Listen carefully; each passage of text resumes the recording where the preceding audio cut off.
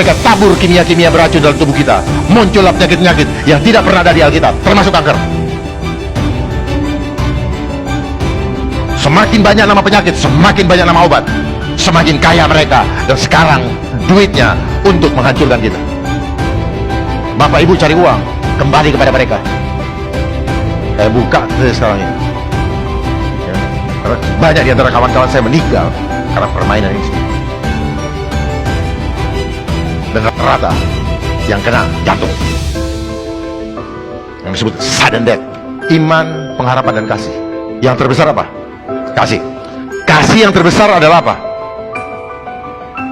Ketika seseorang mengorbankan nyawanya untuk sahabatnya. Saya sampaikan ini, dan saya siap untuk berkorban supaya Bapak Ibu jangan sampai disesatkan oleh tipu daya iblis. Karena apa yang terjadi sekarang adalah tipu daya iblis. Dengan tegas saya katakan tipu daya iblis lewat sistem yang ada. Kita dari kecil, dari sekolah, kita sudah masuk dalam permainan tipu daya iblis. Kita pikir kita sekolah ada gunanya hanya untuk membuat kita diadu domba, kompetisi. Karena konsepnya adalah konsep manusia lain menjadi serigala bagi kita. Dengan teorinya Mr. Thomas Hobbes dari Inggris, Homo homini lupus. Dan selama kita di sekolah, kita diadu. Dan cara ngadunya apa? Kejar angka. Dan tertanam di dalam diri kita bahwa hidup saya aman kalau angka saya banyak. Makanya mereka membuat bank dan menyuruh kita mulai dari sekolah. Saya dulu disuruh nabung di Tabanas. Dan bahasa Inggrisnya nabung itu apa? Saving. Supaya kita merasa rasa aman kita ada di angka itu. Ya? Siapa sekarang ketakutan nggak punya angka? Siapa? Apakah kita bisa hidup tanpa angka? Bisa. Dari dulu juga nggak ada angka. Kita punya tangan, kita bisa macul, ya. Tapi mereka punya konsep tipu daya luar biasa. Anak petani disuruh sekolah. Setelah sekolah, dia tidak mau balik lagi. Dan tanahnya itu, orang tuanya tanya, dijual demi menuntut ilmu setinggi-tingginya. Padahal ilmu apa yang dituntut? Yang ada kita dituntut Tuhan. Karena selama kita di sekolah, kita tidak pernah diajar mengenal kemahakuasaan Dia. Itulah yang membuat kita menjadi manusia-manusia on, penakut. Ya, kita menjadi penakut karena kita tidak mengenal kemahakuasaan Tuhan. Semua yang kita pelajari, sekarang kita tanya, apa gunanya? Nggak ada. Yang berguna cuma belajar ngomong. Ya, ngomong juga ngomongnya bohong. Betul? Betul. Ya. Karena dari kecil kita diajar bohong juga. Kenapa? Kita nggak boleh bicara apa adanya. Pada saat waktu kita masih dalam masa kognitif, masa-masa hipnosis, kita perlu belajar mendengar, lihat-lihat orang lain ngomong. Nggak boleh, terus terang. Om itu jelek, nggak boleh. Ceritanya bagus, nggak sopan.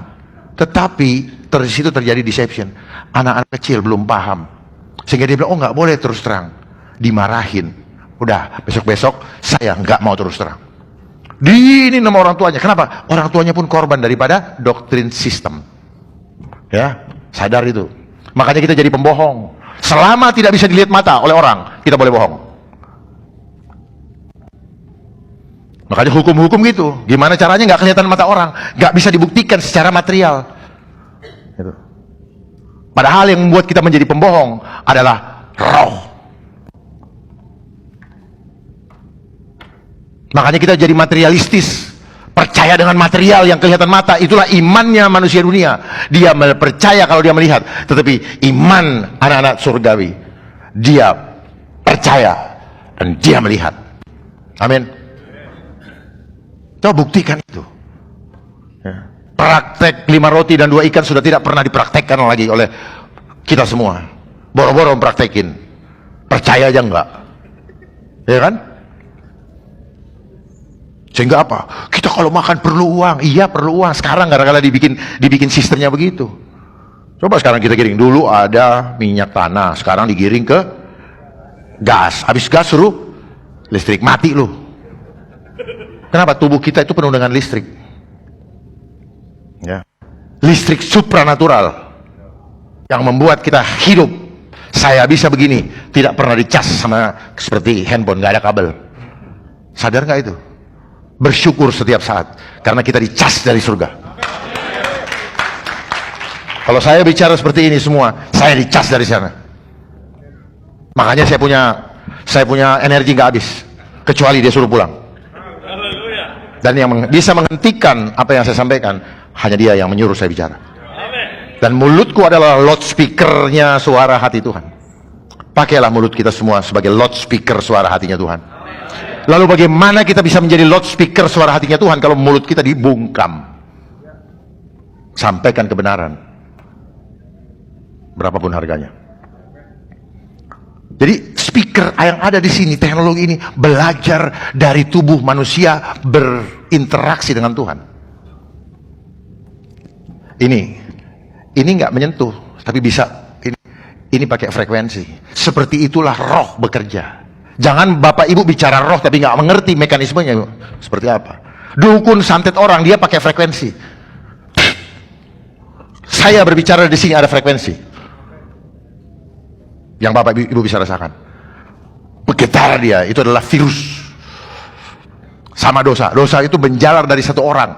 Jadi sifat roh itu menjalar, transfer, menular. Lalu dia bikin influenza. Itu. Ya, influenza. Sekarang ada lagi namanya influencer. Penyakit kok suka-suka aja bikin namanya.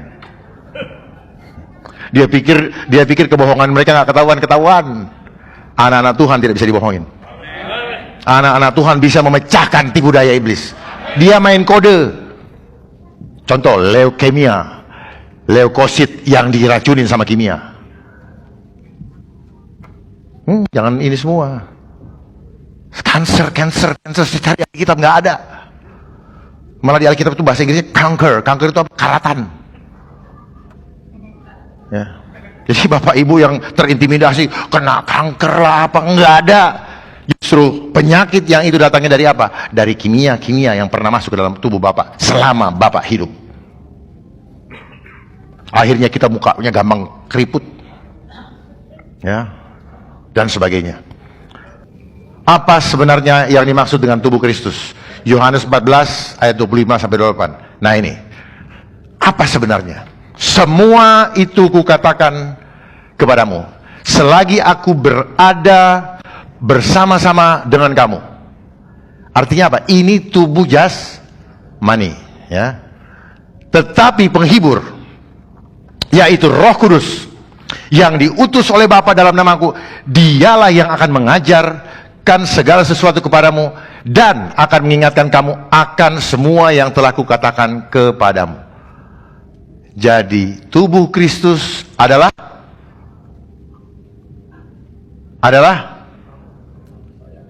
tubuh Kristus adalah Roh Kudus. Ya, catat nih. Tubuh Kristus adalah Roh Kudus, bukan tubuh jasmani. Tubuh Kristus adalah Roh Kudus. Makanya dibilang, selagi aku bersama-sama dengan kamu, tetapi penghibur, yaitu Roh Kudus, ya, yang diusul Bapa dalam namaku, dialah yang akan mengajarkan segala sesuatu kepadamu. Jadi ini yang dibilang menyatu dengan tubuh Kristus. Roh kita, supaya apa? Kita terpelihara, kita diajar segala sesuatu, ya. Bukan manusia yang ngajarin kita. Kalau manusia ngajarin kita, ada motivasinya, bayar. Mending kalau cuma bayar, diplesetin pelajarannya, sehingga kita pikir apa yang diajarin dia benar, padahal dia juga belajar dari buku yang dikasih sama. Coba lihat tuh, yang ngajar-ngajar di mana-mana tuh, buku dikasih, lu belajari, ajarin sana. Dia juga nggak tahu apa yang diajarinnya benar apa enggak. Orang dia juga cuma pegang buku. Kenapa? Bulan depan dia harus terima angka. Kalau enggak dia nggak terima gaji, betul? Sadar nggak tuh? Kita dibohongin selama ini. Tapi kita merasa hebat, dapat gelar. Kita pikir kita hebat, ternyata kita ini dungu.